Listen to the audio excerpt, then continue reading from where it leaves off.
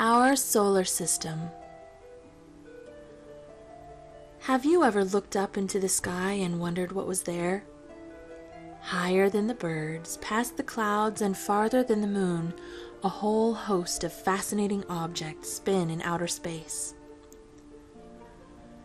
Let's imagine for a moment that we can leave the Earth behind and explore the solar system that surrounds it. We call it the solar system because everything in it is centered around the sun, and solar means something to do with the sun. The sun is a star, just like many of the stars that you can see in the night sky, just many times closer to us. Still, the sun is very, very far away from the Earth, almost 93 million miles away. That's why it looks so small, even though it's the biggest object in the solar system. In fact, the sun makes up more than 99% of the mass in the solar system. If you put all of the planets, moons, asteroids, comets, and everything else in the solar system together, they would make up less than 0.25% of it. The sun is so big that it's more than 100 times wider than the Earth, and if it were a giant jar, you could fit more than 1 million Earths into it. More than that, the sun is what holds the solar system together. Its massive gravity is what keeps the Earth and all the other planets circling around it instead of drifting off into space. The sun is also what allows us to live on Earth. Without the sun, there would be no heat. There would be no light. Plants could not grow. Water would freeze, and nothing could survive. The sun gives us heat and light because it is always burning. It is a giant ball of gas, mostly hydrogen and helium, and it burns at millions of degrees in its center. Let's leave the sun now to explore the planets. As we move away from the sun, the first planet we will encounter is Mercury. Mercury is the smallest planet in the solar system, much smaller than Earth, and one of only 5 planets you can see from Earth using nothing but your eyes. Of course, it won't look much like a planet. It looks more like a bright star, and many nights you can see it close to the horizon near sunrise and sunset. Mercury is a lot like our moon. It's small and has a rocky surface with craters on it. It has no moon of its own and no air to breathe. You probably wouldn't enjoy a visit to Mercury, since temperatures are boiling hot in the sun and freezing cold in the shade. Something interesting about Mercury is that it is the fastest planet to go around the sun. It only takes 88 days. Next is Venus, the second planet. Some people call Venus Earth's sister because the two planets are very close in size and gravity, but they are very different on the surface. First of all, it is very hot. Venus is the hottest planet in the solar system. It's not as close to the sun as Mercury, but its thick atmosphere of carbon dioxide helps it to trap the heat and stay warmer than its neighbor. It has a thick atmosphere, but it is not one you could breathe. It is mostly made of carbon dioxide, and there are clouds of sulfuric acid. Venus might not be fun to visit, but it is beautiful to look at. It is the second brightest object in the night sky. The only thing brighter is the moon. If you are looking at a sunrise or a sunset and suddenly notice what looks like a very bright star, you are probably looking at Venus. After Venus comes Earth, the third planet from the sun. Of course, you know all about Earth because that's the planet where we live. Earth is what's called a Goldilocks planet because it's not too hot and not too cold. It is just right. As far as we know, Earth is the only planet to have living things. Let's leave Earth again for a moment, though, and visit Mars, the fourth planet from the sun. Mars is known as the red planet because iron oxide, a material like rust, in the soil gives it a reddish color. Mars is smaller than Venus and the Earth, but larger than Mercury. It is cold and rocky, with a thin atmosphere made of carbon dioxide and oxygen. There is water ice on Mars. Scientists are very interested in Mars because they think that people could live there with the help of some special equipment. Rockets and probes have already been sent there to gain more information about the planet. Right now, there are 2 special robots exploring the surface of Mars, sending information back to Earth. Mars is the first planet we've visited today besides Earth to have its own moons. It has 2, although they are not big and round like our moon. Mars's moons are small and irregular. Scientists think they may be captured asteroids. Maybe they came from the big asteroid belt that is between Mars and Jupiter.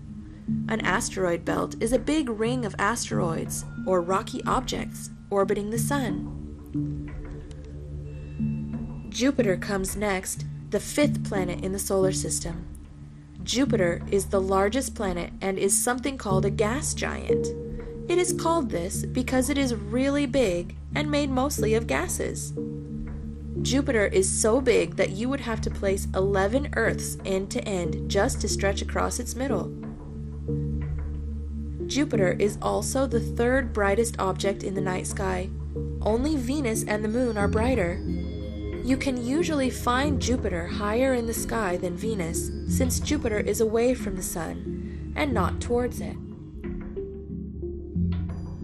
Jupiter has at least 67 moons that circle around it, but 55 of them are very small, only about as big as a mountain or smaller.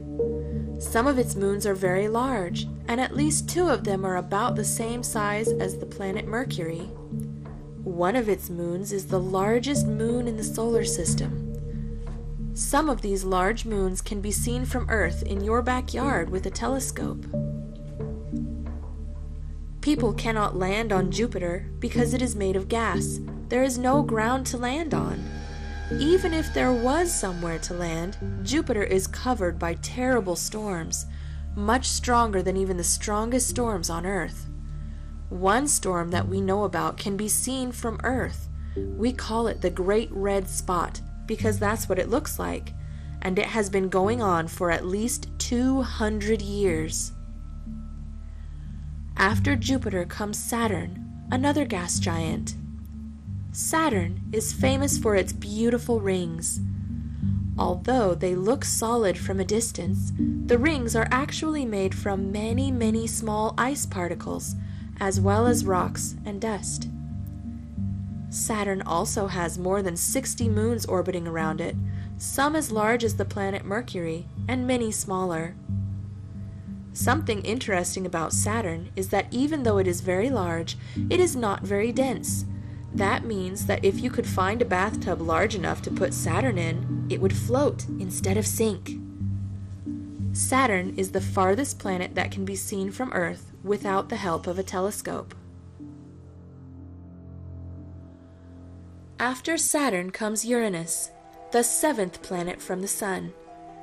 Uranus is another gas giant, but it is much smaller than Saturn and Jupiter.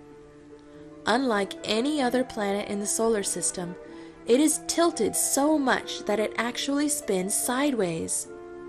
Uranus has rings around it, although they are much smaller than Saturn's, and 27 known moons. Uranus is covered in blue clouds made of methane, which give it its lovely color. Very similar to Uranus is Neptune, the 8th planet from the Sun.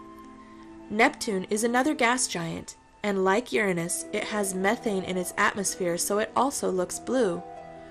Neptune is a darker blue than Uranus, and scientists aren't sure why. Neptune has a few thin rings and 14 moons that we know about.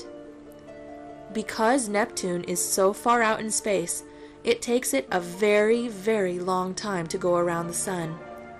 Remember Mercury, that only takes 88 days to go once around the Sun? Poor Neptune takes over 164 years to finish an orbit around the sun. The last time that Neptune was in the same place it is now was before the American Civil War, before computers, phones, airplanes, or cars had been invented. Neptune has the longest orbit of any planet in the solar system. Now you may think that I've forgotten someone. Pluto. Pluto was discovered in 1930 and was listed as the 9th planet in the solar system. As it was studied longer, scientists realized how small it is. It is much smaller than any other planet in the solar system, and even smaller than many other moons. Plus, people started to discover other small, rocky planet-like objects in space near Pluto. Some of them were even bigger than Pluto. In 2006, after 76 years being listed as a planet, Pluto was declared a dwarf planet to show that it was something that was like a planet but much smaller. There are at least 6 dwarf planets in the solar system and possibly many, many more.